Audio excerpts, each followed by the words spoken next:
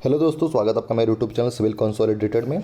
आज हम बात करेंगे पॉलिटी के जो मोस्ट इंपॉर्टेंट 100 आर्टिकल्स हैं जिनको पढ़ लेने से मेरे मोस्टली एग्जाम कवर हो जाएंगे, उनके बारे में हम डिस्कस करेंगे। वीडियो स्टार्ट करने से पहले मेरी आपकी रिक्वेस्ट है, अगर आप मेरे चैनल पर पहली बार आ रहे हैं तो प्लीज़ चैनल को सब्सक्राइब करिए और वीडियो अगर अच्छा लगेगा तो प्लीज़ लाइक एंड शेयर जरूर करिएगा। ठीक है, तो चलिए अपना कंटेंट स्टार्ट करते हैं। सबसे पहले हम आर्टिकल 1 से स्टार्ट करते हैं। आर्टिकल 1 में ही क्या लिखा है, name and territory of union लिखा, और उसी में क्या लिखा हुआ कि इंडिया इज़ ए यूनियन, ठीक है, नॉट अ फेडरल। ठीक है, ये चीज़ लिखी हुई है। दूसरा आर्टिकल है, दूसरा आर्टिकल ये कहता है कि जब भारत कोई नया राज्य बनाएगा, नया राज्य मतलब क्या है, जो पहले से भारत में नहीं है, मतलब जैसे कल को मान लीजिए कल को बांग्लादेश को भारत में एक्वायर कर लेता है तो बांग्लादेश एक नया स्टेट हो जाएगा इंडिया का, उसी को क्या बोलते हैं, एडमिशन ऑफ न्यू स्टेट हो जाएगा। ठीक है, फिर आर्टिकल 3 क्या कहता है कि फॉर्मेशन और alteration of boundary name area etcetera of existing state, मतलब जो हमारे पहले से बने हुए स्टेट हैं, सपोज करिए उत्तर प्रदेश को 4 भागों में तोड़ दिया जाए, है ना, तो ये क्या उत्तर प्रदेश एग्जिस्टिंग स्टेट है, इसको 4 भागों में करना है, तो ये किस आर्टिकल के तहत किया जाएगा, आर्टिकल 3 के तहत किया जाएगा। ठीक है, फिर आर्टिकल 5 जो कहता है, आर्टिकल 5 क्या कहता है कि जो सिटीजनशिप के बारे में बात करता है कि जब संविधान लागू हुआ था हमारा, उस समय जो लोग नागरिक थे उनके बारे में बात करता है, वो आर्टिकल 5 करता है। आर्टिकल 6 किसके बारे में बात करता है, आर्टिकल 6 उन लोगों की नागरिकता के बारे में बात करता है जो पाकिस्तान से माइग्रेट होकर इंडिया आए हैं ना। आर्टिकल उसके बाद 12 भी इंपॉर्टेंट है। आर्टिकल 12 जो है वो क्या करता है, जो हमारे डेफिनेशन ऑफ स्टेट को डिफाइन करता है। मतलब क्या है कि जो फंडामेंटल राइट्स हमारे स्टार्ट हो जाते हैं, तो फंडामेंटल राइट्स में जहाँ जहाँ भी स्टेट शब्द का वर्णन किया गया है उसको डिफाइन करता है कि उस स्टेट का मतलब क्या है, कि स्टेट गवर्नमेंट है, सेंट्रल गवर्नमेंट है, म्यूनिसिपल कॉर्पोरेशन है, डिस्ट्रिक्ट ऑफिसर है, कोऑपरेटिव सोसाइटी है, पंचायत है, ये सब चीज़ें क्या किस में डिफाइन की गई हैं, पॉइंट आर्टिकल 12 में। ठीक है, फिर आर्टिकल 13 जो हमारा है उसमें ये लिखा हुआ है कि जो law inconsistent with fundamental rights उनको मेंशन किया गया है, इसमें आर्टिकल 13 में। ठीक है, फिर आर्टिकल वहाँ से अब जो 14 से जो आर्टिकल हमारे स्टार्ट हो रहा है वो सारे फंडामेंटल राइट्स के मोस्ट इंपॉर्टेंट टॉपिक्स हैं और एग्जाम में डायरेक्टली आते ही रहते हैं। ठीक है, सबसे पहले आर्टिकल 14 क्या है, इक्वलिटी बिफोर लॉ। ठीक है, ये सबके लिए कानून बराबर है और कानून के सामने सभी लोग बराबर है। ठीक है, फिर आर्टिकल 15 क्या कहता है कि prohibition of discrimination based on any race, religion, caste और सेक्स। ठीक है, मतलब किसी भी तरीके से डिस्क्रिमिनेट हम किसी को किसी बेसिस पे नहीं कर सकते हैं। आर्टिकल 16 क्या कहता है कि इक्वल अपॉर्चुनिटी इन एम्प्लॉयमेंट सबको मिलनी चाहिए, हमें ऐसा नहीं कर सकते कि इनको हम एम्प्लॉयमेंट ज़्यादा देंगे उनको एम्प्लॉयमेंट कम देंगे। ठीक है, तो 16 ये कहता है। 17 ये कहता है कि अबॉलिशन ऑफ अनटचेबिलिटी, अस्पृश्यता का जो दमन कर रहा है वो कौन सा आर्टिकल कहता है, कि आर्टिकल 17 ये कहता है कि भाई अनटचेबिलिटी के बेसिस पे कोई रिगार्ड नहीं कर सकता है। ठीक है, आर्टिकल 18 कहता है कि अबॉलिशन ऑफ टाइटल, जैसे जमींदार लोग होते थे तो जमींदारी का जो टाइटल है वो नहीं लगा सकते, है ना। केवल आप टाइटल कौन से परमिटेड है, जो आर्मी टाइटल है, जो पद्मश्री टाइटल मिला हुआ है, ये सब जो नेशनल टाइटल्स हैं जो आपको मिलते हैं आप उसका इस्तेमाल कर सकते हैं, इसके अलावा किसी अन्य टाइटल का आप इस्तेमाल नहीं कर सकते हैं। ठीक है, फिर आर्टिकल 19 क्या करता है, आर्टिकल 19 हमारे सारे फ्रीडम की बात करता है कि फ्रीडम ऑफ एक्सप्रेशन जो है, असेंबली है, मतलब कि हम बोल सकते हैं, कहीं असेंबल हो सकते हैं, कोई एसोसिएशन बना सकते हैं, पूरे देश में कहीं भी घूम सकते हैं, पूरे देश में कहीं भी रह सकते हैं, कोई भी प्रोफेशन अपना सकते हैं, व्यापार कर सकते हैं। ये किस चीज़ का है, ये फ्रीडम है हमारी, है ना। तो ये कौन सा आर्टिकल डिफाइन करता है, 19 का जो ए है, जो 19 का पार्ट ए है वो क्या है, freedom of speech and expression. ठीक है, अगर आपसे पूछा जाए कि फेसबुक पे जो बातें लिखी जाती हैं वो किस आर्टिकल के तहत है, तो 19A के तहत आएंगे। ठीक है, फिर आर्टिकल 20 जो है हमारा है प्रोटेक्शन कन्विक्शन फॉर ऑफेंस, मतलब हमसे कोई ज़बरदस्ती कबूल नहीं करवा सकता कि हमने ही इनका मर्डर किया है ना। ये कौन सा आर्टिकल है, ये आर्टिकल 20 है। ठीक है, फिर आर्टिकल 21 क्या कहता है, protection of life and liberty. ठीक है, आपको पता ही है कि आर्टिकल 20 और आर्टिकल 21 इमरजेंसी लगाने के बाद भी हटाए नहीं जा सकते हैं। ठीक है, फिर अगला जो हमारा आर्टिकल है आर्टिकल 22, आर्टिकल 22 हमें कुछ केसेस में अरेस्ट के अगेंस्ट प्रोटेक्शन देता है। ठीक है, फिर आर्टिकल 23 बहुत इंपॉर्टेंट है। आर्टिकल 23 ह्यूमन ट्रैफिकिंग और फोर्स लेबर्स के प्रोहिबिशन की बात करता है। फिर 24 की बात करें तो आर्टिकल 24 क्या कहता है, चाइल्ड एम्प्लॉयमेंट को प्रोहिबिटेड किया गया, कितने साल से कम के लिए, 14 साल से कम के लिए फैक्ट्रीज एंड इंडस्ट्रीज़ में। ठीक है, फिर आर्टिकल 25 क्या कहता है कि हमें छूट है, हम किसी भी धर्म का प्रोपेगेशन कर सकते हैं। ठीक है, उसके बाद जो 26 और 27 से इतने इंपॉर्टेंट नहीं है।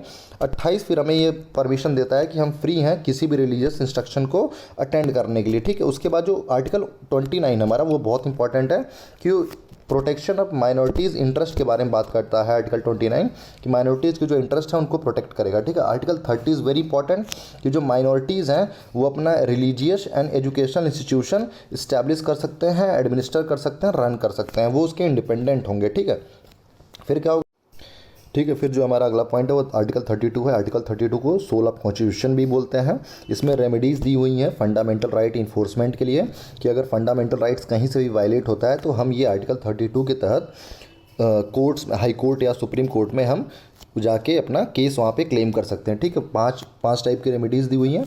हिबस कॉर्पस दिया हुआ है, सर्टियोरेरी दिया हुआ है, प्रोहिबिशन है, मैंडेमस है एंड को वारंटो है। ठीक है। तो ये 5 टाइप की रेमेडीज़ दी हुई हैं, वो आर्टिकल 32 में मेंशन है। ठीक है। फिर जो उसके बाद हमारा आर्टिकल 36 से लेके 51 तक डीपीएसपी स्टार्ट हो जाता है। तो 36 में तो डीपीएसपी को ही बताया गया कि वो क्या है। 37 जो आर्टिकल है, आर्टिकल 37 में बताया गया है कि एप्लीकेशन ऑफ डीपीएसपी कितनी होगी, है ना। इसको कोर्ट में चैलेंज कर सकते हैं कि नहीं, ये जस्टिफिएबल है कि नहीं है, इन सब बारे में भी बताया गया है। ठीक है।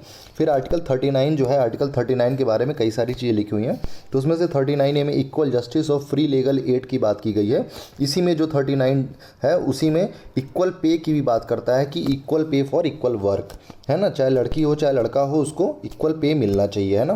फिर आर्टिकल 40 जो है बहुत इंपॉर्टेंट है, ऑर्गेनाइजेशन फॉर ग्राम पंचायत की बात करता है। तो अगर आपसे क्वेश्चन पूछा जाए ग्राम पंचायत के रिगार्डिंग कौन सा आर्टिकल है, तो आर्टिकल 40 है, डीपीएसपी में है। ठीक है। आर्टिकल 41 की बात करता है तो जो राइट टू वर्क और एजुकेशन है, इसको सिक्योर करने के लिए सरकार को कुछ ना कुछ प्रोविज़न करने पड़ेंगे। ठीक है। फिर आर्टिकल 42 ये कहता है कि human condition at work and maternity relief की बात करता है।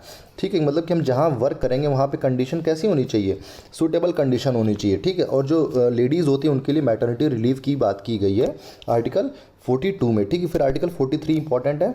आर्टिकल 43 ये कहता है कि लिविंग वेजेस फॉर वर्कर कितना होना चाहिए, किस हिसाब से होना चाहिए, और उनको जो वर्कर्स हैं उनको इंडस्ट्री या फैक्ट्री के मैनेजमेंट में पार्टिसिपेट करने के लिए इनकरेज करता है, आर्टिकल 43 करता है। ठीक है। फिर आर्टिकल 44 जो है वो हमारा यूनिफॉर्म सिविल कोड के बारे में बात करता है। फिर आर्टिकल 45 जो है हमारा वो free and compulsory education for children up to 6 years age की बात करता है। ठीक है। जो आर्टिकल हमारा 21A बना दिया गया है। फिर आर्टिकल 46 जो हमारा कहता है वो promotion of educational and economical interest of SC ST and OBC की बात करता है। ठीक है। कि मतलब जो बैकवर्ड क्लासेस हैं उनके हम एजुकेशन और इकोनॉमिक इंटरेस्ट को प्रमोट करने के लिए भी व्यवस्था करेंगे। ठीक है। फिर आर्टिकल 47 बहुत इंपॉर्टेंट है कि न्यूट्रिशन लेवल को अच्छे से बनाएगा राज्य, स्टैंडर्ड ऑफ लिविंग को बढ़िया करेगा, पब्लिक हेल्थ को इंक्रीज़ करेगा। मतलब ये जो आर्टिकल्स हैं जो डीपीएसपी में लिखे हुए हैं, ये एक तरीके से क्या है कि राज्य के, इसको हिंदी में बोला जाता है कि राज्य के नीति निर्देशक तत्व हैं। इसका मतलब क्या है कि राज्य की जो नीतियां बननी चाहिए उसके लिए ये निर्देशिका का काम करेंगी कि राज्य की नीतियां इन सब दिशाओं में बननी चाहिए। ठीक है। जैसे अभी बिहार में क्या है, बिहार में जैसे अभी शराबबंदी का कानून चल रहा है, तो वहाँ पे शराबबंदी जो लगाई गई है वो किस आर्टिकल के तहत लगाई गई, आर्टिकल 47 को ध्यान में रखते हुए कि वहाँ पे क्या है, public health, standard of living और न्यूट्रिशन लेवल को ध्यान में रखते हुए क्या किया गया है, वहाँ पर लिखकर बैन किया गया। ठीक। फिर जो हमारा आर्टिकल 48 है, आर्टिकल 48 बात करता है एग्रीकल्चर एंड एनिमल हस्बेंड्री के बारे में बात करता है। ठीक है। फिर इसी में जो गौ हत्या की जो बात की जाती है वो किस आर्टिकल के तहत की जाती है, आर्टिकल 48 के लिए, क्योंकि यहाँ पे प्रोटेक्शन ऑफ एनिमल हस्बेंड्री की भी बात करते हैं। ठीक है। फिर क्या है, जो 48A है, जो 48A है वो क्या करता है, वो इन्वायरमेंटल प्रोटेक्शन की बात करता है। ठीक है। फिर आर्टिकल 49 जो है, आर्टिकल 49 कहता है कि जो हमारे हिस्टोरिकल और जो हेरिटेज आर्किटेक्चरल बिल्डिंग्स हैं उनको हम प्रोटेक्ट करेंगे। ठीक है। फिर आर्टिकल 50 जो हमारा कहता है वो कहता है कि separation of judiciary from executive, बहुत इंपॉर्टेंट आर्टिकल है। फिर आर्टिकल 51 क्या कहता है कि promotion of international peace and security की बात करता है। ठीक है। कि जैसे कोई भी कानून बनेगा तो इंटरनेशनल पीस एंड सिक्योरिटी को बढ़ावा देगा। ठीक है। फिर अगला फिर यहाँ से 51A जो हमारा फंडामेंटल ड्यूटी स्टार्ट हो जाता है। फिर हमारा 52 से लेके 151 तक क्या होता है, यूनियन शुरू हो जाता है। ठीक है। तो यूनियन का जो सबसे पहला ही आर्टिकल है वो कौन सा आर्टिकल है, 52 में क्या बताया गया है कि there shall be a president of India. ठीक है। तो आर्टिकल 53 क्या कहता है, all the executive power of union will be vested in India and it will be exercise through its directly through him और through the subordinates under him. ठीक है। तो इसका मतलब क्या है कि प्रेसिडेंट ऑफ इंडिया में ही सारी एग्जीक्यूटिव पावर क्या की गई हैं, वेस्ट की गई हैं। ठीक है। और वो डायरेक्टली खुद भी एक्सरसाइज कर सकता है या फिर अपने अंदर सबॉर्डिनेट अपॉइंट करके उनसे एक्सरसाइज करवा सकता है। ठीक है। तो ये चीज़ें आप ध्यान रखिएगा। तो 52 में क्या लिखा है कि प्रेसिडेंट ऑफ इंडिया होगा। 53 में लिखा है कि एग्जीक्यूटिव पावर सारी किसकी हैं, वो प्रेसिडेंट ऑफ इंडिया की हैं। ठीक है। वो फिर आर्टिकल 54 क्या कहता है कि प्रेसिडेंट ऑफ इंडिया कैसा होगा, इलेक्टेड होगा, है ना। 55 आर्टिकल क्या कहता है कि प्रोसीजर ऑफ इलेक्शन होगा। तो देखिए ध्यान रखिएगा, एग्जाम में क्वेश्चन 54 55 का जब भी आता है तो बड़ी कन्फ्यूज़न होती है। उसमें इलेक्शन लिखा है तो आपको ध्यान देना कि प्रेसिडेंट इलेक्टेड होगा, वो 54 में लिखा हुआ है। वो प्रोसीजर क्या होगा, कैसे फॉलो किया जाएगा, वो 55 में लिखा है। ठीक है। फिर आर्टिकल 56 टेन्योर ऑफ प्रेसिडेंट की बात करता है कि वो 5 साल के रहेंगे, ठीक है। 57 बताता है कि वो प्रेसिडेंट जो होगा वो री इलेक्शन के लिए एलिजिबल होगा, ठीक है। ये किस में लिखा है? 57 में लिखा है, ठीक। फिर 58 में लिखा है कि एलिजिबिलिटी क्राइटेरिया क्या होगी एक प्रेसिडेंट बनने के लिए, है ना। फिर उसके बाद जो इंपॉर्टेंट आर्टिकल है वो आर्टिकल 60 है। आर्टिकल 60 ये कहता है कि जो ओथ जो शपथ लेनी है उसके बारे में बात करता है। फिर 61 देखिए एग्जाम का फेवरेट क्वेश्चन, इम्पीचमेंट, ठीक है। 61 में क्या लिखा है? इम्पीचमेंट के बारे में लिखा हुआ है। फिर मान लीजिए कि इम्पीचमेंट हो गया तो अब जगह तो खाली हो गई होगी, तो फिर क्या है 62 पॉइंट क्या बात करता है कि time to fill vacant president post. मान लीजिए राष्ट्रपति की जगह खाली हो गई है तो उसको कितने समय के अंदर भर देना चाहिए, ये किस आर्टिकल में लिखा है? आर्टिकल 62 में लिखा है। देखिए पॉलिटी में क्या है कि सारे आर्टिकल जो है सीक्वेंस में लिखे हुए, तो अगर आपको सीक्वेंस याद होगा तो उस तरीके से आपको चीज़ें याद रहेंगी, है ना। मान लीजिए वो शपथ लेगा, फिर उसको हटाया जाएगा तो जगह खाली हो जाएगी इस तरीके से, तो जगह खाली हो जाएगी तो कौन आ जाएगा? वाइस प्रेसिडेंट आ जाएगा, है ना। तो इसीलिए अगला आर्टिकल किसका है? आर्टिकल 63 क्या कहता है? There shall be a vice president of India, है ना। फिर आर्टिकल 72 बात करता है पार्डन पावर्स ऑफ प्रेसिडेंट के बारे में, है ना। फिर आर्टिकल 74 बात करता है जो काउंसिल ऑफ मिनिस्टर होंगे वो क्या करेंगे? एडवाइस करेंगे, किसको? प्रेसिडेंट को एडवाइस करेंगे, है ना। बहुत इंपॉर्टेंट क्वेश्चन है। और काउंसिल ऑफ मिनिस्टर कलेक्टिवली किसको रिस्पॉन्सिबल करते हैं? लोकसभा को रिस्पॉन्ड करते हैं, ठीक है। फिर आर्टिकल 76 किसका है? अटॉर्नी जनरल ऑफ इंडिया का है, ठीक है। फिर आर्टिकल 78 में ड्यूटीज़ ऑफ प्राइम मिनिस्टर बताई गई हैं, ठीक है। फिर आर्टिकल 79 जो है वो पार्लियामेंट का है, तो पार्लियामेंट के बाद राज्यसभा हो जाएगा, राज्यसभा के बाद लोकसभा हो जाएगा, ना। तो 79 में पार्लियामेंट, 80 में राज्यसभा, 81 में लोकसभा, इस तरीके से आपको याद रखना है। और 83 में क्या होगा? ड्यूरेशन ऑफ लोकसभा और राज्यसभा कितनी होगी ये बताया गया है, ना। जिसको आप तेज़ी से क्विकली से ग्रैस्प कर सकते हैं कि 76 में अटॉर्नी जनरल है, 78 में ड्यूटीज़ ऑफ पीएम है, 79 में पार्लियामेंट, 80 में राज्यसभा, 81 में लोकसभा, 83 में duration of Lok Sabha and Rajya Sabha हो जाएगी, ठीक है। फिर बात करें कि 93 में 83 में देखिए लोकसभा एंड राज्यसभा की बात की गई है, उसी के जस्ट कंटेम्प्रोरी 93 में speaker and duty speakers of both the houses की बात की गई है, ठीक है। फिर आर्टिकल 100 में क्या है? वोटिंग होनी है। 100 में वोटिंग जो वेरियस वोटिंग होती है उसके बारे में बताया गया है, ठीक है। फिर 105 की बात करें, 105 में दिया गया है कि powers and privileges of parliament के क्या होंगे। फिर 106 में दिया हुआ कि salary and allowances of MP MLAs क्या होंगे, MP क्या होगी, ठीक है। MP के बारे में बात किया गया है। 106 में क्या है? Salary and allowances of MP के बारे में बात करता है। 108 जो है वो जॉइंट सिटिंग ऑफ पार्लियामेंट के बारे में बात करता है, जिसको लोकसभा स्पीकर हेड करता है, ठीक है। कॉल कौन करता है? प्रेसिडेंट करता है, ठीक है, ध्यान रहे। फिर 110 किसके बारे में बात करता है? अब देखिए 3 बिल हैं, तीनों के बारे में एक साथ ही दिया हुआ है कि 110 जो है वो मनी बिल के रिप्रेजेंट करता है। 112 क्या है? जो एनुअल बजट हमारा प्रस्तुत किया जाता है उसके बारे में बताता है। 114 क्या है? अप्रोप्रिएशन बिल है, ठीक है। कई लोग पूछते हैं मनी बिल और अप्रोप्रिएशन बिल क्या डिफरेंस है? तो मनी बिल चाहे जो भी पास हुआ, फिर अप्रोप्रिएशन बिल हमें खर्चे के लिए प्रेजेंट करना पड़ता है। कंसोलिडेटेड फंड ऑफ इंडिया से पैसे निकालने के लिए कौन सा बिल होता है? अप्रोप्रिएशन बिल होता है, ठीक है। फिर 120 बात करता है कि पार्लियामेंट में कौन सी लैंग्वेज इस्तेमाल होगी, ठीक है। इंपॉर्टेंट क्वेश्चन है कि आर्टिकल 120 क्या बताता है कि language to be used in parliament, ठीक है। फिर 122 आर्टिकल क्या कहता है? 122 ये कहता है कि कोर्ट पार्लियामेंट के प्रोसीडिंग में इंक्वायर नहीं कर सकते, है ना, क्योंकि मतलब क्या है, सुप्रीम कोर्ट या हाई कोर्ट जो भी हो वो पार्लियामेंट में क्या बोला गया इससे कोई मतलब उनको नहीं रहेगा। फिर आर्टिकल 123 वेरी इंपॉर्टेंट कि ऑर्डिनेंस पावर ऑफ प्रेसिडेंट है, ठीक है। तो ध्यान रहे, जैसे यहाँ पे 123 है तो गवर्नर के लिए 213 हो जाएगा, ठीक है, ये ध्यान रहे। 124 क्या कहता है? आर्टिकल 124 कहता है सुप्रीम कोर्ट होगा, ठीक है। फिर आर्टिकल 125 क्या बोलता है कि सैलरी ऑफ जजेस के बारे में बताता है। 126 इंपॉर्टेंट है कि जो एक्टिंग चीफ जस्टिस होगा उसका अपॉइंटमेंट कैसे किया जाएगा। और 127 एडहॉक जजेस के बारे में बात करता है, ठीक है, कि एडहॉक जजेस अपॉइंट किए जाएंगे, ठीक है। फिर 129 is very very important article कि supreme court is a court of record, ठीक है, ये ध्यान रहे। आर्टिकल 129 ये कहता है कि supreme court is a court of record, ठीक है। और आर्टिकल 137 इज़ वेरी इंपॉर्टेंट कि सुप्रीम कोर्ट ने ही अपने जजमेंट या ऑर्डर को रिव्यू कर सकता है। ये कौन सा आर्टिकल कहता है? आर्टिकल 137 कहता है, ठीक है। फिर आर्टिकल 139 है जो writ powers of supreme court है, ठीक है, रिट पावर्स उसके बारे में बात करता है आर्टिकल 139, ठीक है। फिर आर्टिकल 141 इज़ वेरी इंपॉर्टेंट कि सुप्रीम कोर्ट का जो डिसीजन होगा वो बाइंडिंग होगा सभी कोर्ट्स पे, इंडिया की जितनी भी अदालतें हैं उन सभी पे क्या होगा, ये ऑर्डर सुप्रीम कोर्ट का बाइंडिंग होगा, ठीक है। फिर आर्टिकल 148 किसका है? कंट्रोलर ऑडिटर जनरल का है, ठीक है। आर्टिकल 49 क्या करेगा? अब ये CAG हैं तो उनकी ड्यूटीज़ और पावर्स के बारे में बात करेगा, ठीक है। फिर आर्टिकल 153 आ जाता है। अब देखिए 52 में क्या लिखा था? 52 में लिखा था कि there shall be a president of India, ठीक है। उसी तरीके से जस्ट 101 आर्टिकल बाद 153 में क्या लिखा है? गवर्नर ऑफ इंडिया के बारे में लिखा हुआ है, ठीक, गवर्नर ऑफ स्टेट्स के बारे में लिखा हुआ है। फिर 154 में क्या लिखा है, उसकी एग्जीक्यूटिव पावर्स, ठीक है। जैसे 52 में लिखा था प्रेसिडेंट होगा, 53 में एग्जीक्यूटिव पावर्स लिखी, तो उस तरीके से 153 में गवर्नर लिखा है, और ठीक उसके अगले आर्टिकल में उसकी पावर्स लिखी हुई हैं, ठीक है। 155 में लिखा हुआ कि अपॉइंटमेंट ऑफ गवर्नर होगा, कौन करेगा, प्रेसिडेंट करेगा, ठीक है। प्रेसिडेंट की पार्डनिंग पावर्स क्या थी, आर्टिकल 72 थी, तो गवर्नर की पार्डनिंग पावर क्या हो जाएगी, 161, पार्डन पावर ऑफ गवर्नर्स, ठीक है। फिर 165 में क्या लिखा है, एडवोकेट जनरल, जैसे अटॉर्नी जनरल होता है यूनियन में, उसी तरीके से स्टेट में क्या होता है, एडवोकेट जनरल होता है, ठीक है। फिर 167 में क्या लिखा है, ड्यूटीज़ ऑफ सीएम लिखा है, ठीक है, ध्यान रखिएगा। फिर क्या, और आर्टिकल 78 में क्या लिखा था, ड्यूटीज़ ऑफ पीएम लिखा था, है ना। हमने अभी इसके जस्ट पहले ही पढ़ा कि आर्टिकल 78 में क्या लिखा हुआ है, देखिए ड्यूटीज़ ऑफ पीएम, और उसी तरीके से 167 में क्या लिखा है, ड्यूटीज़ ऑफ सीएम लिखा हुआ है, ठीक है। फिर हमने बात की कि 1, 2, 3 जो आर्टिकल है, आर्टिकल 123 जो है, जिसको आई लव यू आर्टिकल भी बोलते हैं, वो क्या है, ऑर्डिनेंस पावर ऑफ प्रेसिडेंट है, तो उसी का जस्ट अपोजिट हो जाएगा 213 क्या हो जाएगा, ऑर्डिनेंस पावर ऑफ गवर्नर हो जाएगा। फिर आर्टिकल 124 क्या था कि there shall be a supreme court, तो 124 में क्या है, 124 में सुप्रीम कोर्ट है, तो 214 में क्या हो जाएगा, हाई कोर्ट हो जाएगा। देखिए 214 में क्या हो जाएगा, हाई कोर्ट हो जाएगा, है ना। फिर 215 क्या कहता है कि high court to be a court of record, very important question, ठीक है।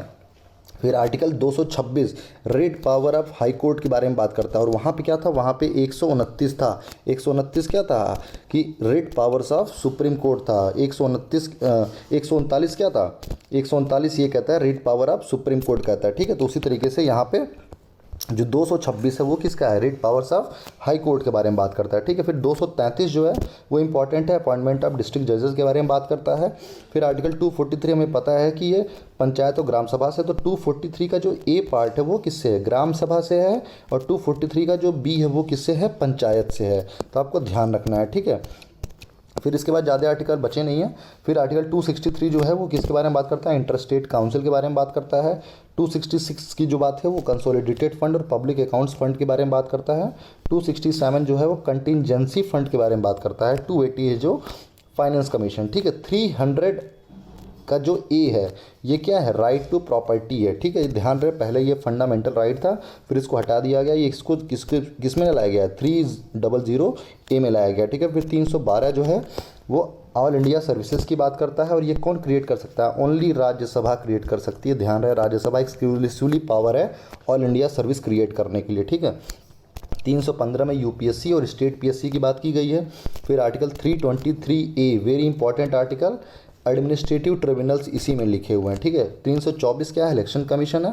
326 ये कहता है कि जो इलेक्शन होगा वो एडल्ट सफरेज के बेसिस पे होगा, ठीक है। 335 में रिजर्वेशन ऑफ SC ST के बारे में लिखा हुआ है। फिर आर्टिकल 338 जो है वो national commission of scheduled caste के बारे में बात करता है, SC के बारे में बात करता है। 338 का जो ए है वो ST के बारे में बात करता है, और जो बी है वो OBC के बारे में बात करता है, राइट। फिर जो अगला क्वेश्चन है कि article 343 official languages of union के बारे में बात करता है, तो 343 यूनियन के बारे में है, तो 345 किसके बारे में है, ऑफिशियल लैंग्वेज ऑफ स्टेट के बारे में लिखा हुआ है, ठीक है। और 351 में ये भी लिखा हुआ है कि डायरेक्टिव दिया गया है डेवलपमेंट फॉर हिंदी लैंग्वेज की, हिंदी लैंग्वेज का विकास, हिंदी भाषा के विकास के लिए जो डायरेक्टिव दिए गए हैं किस आर्टिकल में दिए गए हैं, 351 में दिए गए हैं, ठीक है। फिर 352 में क्या है, नेशनल इमरजेंसी है कि नेशनल इमरजेंसी प्रेसिडेंट लगा सकता है, ठीक है। और जैसे नेशनल इमरजेंसी लगाएगा तो क्या हो जाएगा, आर्टिकल 358 में लिखा हुआ है कि नेशनल इमरजेंसी लगाते ही आर्टिकल 350 के अकॉर्डिंग जो हमारा आर्टिकल 19 है, जो हमारा फंडामेंटल राइट है freedom of speech and expression, वो सस्पेंड कर दिया जाएगा, ये 358 में लिखा हुआ है। फिर 359 में पावर दी गई हैं कि आर्टिकल 20 और 21 को छोड़ के प्रेसिडेंट सभी फंडामेंटल राइट को सस्पेंड कर सकता है, ठीक है। तो ध्यान रहे, तो 352 में नेशनल इमरजेंसी, 356 में स्टेट इमरजेंसी। स्टेट इमरजेंसी का मतलब क्या है, इसके स्टेट का कॉन्स्टिट्यूशनल मैकेनिज्म फेल कर गया तो वहाँ पे क्या लग जाएगा, प्रेसिडेंट रूल लग जाएगा। फिर आर्टिकल 360 में क्या है, फाइनेंशियल इमरजेंसी, जिसको आज तक लगाया ही नहीं गया है ना। फिर आर्टिकल 361 है, तो आर्टिकल 361 कहता है protection of president and governor, कि भैया कोई इनको जेल नहीं भेज सकता है, ठीक है। फिर 368 है, 368 में क्या लिखा है कि अमेंडमेंट पावर्स ऑफ पार्लियामेंट दी हुई है। फिर आर्टिकल 370 है जिसको temporary provisions of Jammu and Kashmir, erst while Jammu and Kashmir आपका ये, ठीक है, तो ये डाइल्यूटेड है, मतलब खत्म कर दिया गया है। 371 की बात करें तो special provision for other state जो लिखा हुआ है। 393 में क्या है, शॉर्ट टाइटल, मतलब कि हमारा जो कॉन्स्टिट्यूशन ऑफ इंडिया लिखा हुआ है, तो ये जो टाइटल है वो कहाँ पे मेंशन है, 393 में। तो गलती हो जाती है, लोगों को लगता है कि आर्टिकल सबसे जो पहला होगा आर्टिकल उसी में नाम लिखा होगा कॉन्स्टिट्यूशन का, ऐसा नहीं है।